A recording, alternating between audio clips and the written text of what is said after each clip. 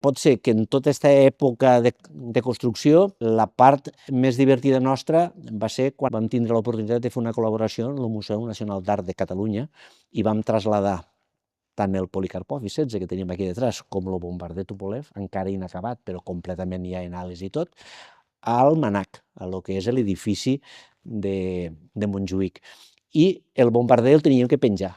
Tot anava penjat en vertical, a 80 centímetres en terra, i clar, allí ens vam trobar que teníem un avió que quan el van desmuntar i el van carregar als camions vam veure que pesava 4 tonelades i que el tenien que penjar, i que el tenien que penjar certificat perquè no caigués, no? Va ser una exposició molt xula, feta per l'artista Francesc Torres. Francesc Torres és el Premi Velázquez d'enguany. El que sí que va ser un desafiament increïble va ser el desmuntar-los. Penseu que aquests avions estan fets exactament com els originals, per tant, que se desmunten, desmuntar-los, carregar-los en camions, portar-los a Barcelona, tornar-los a muntar i penjar-los.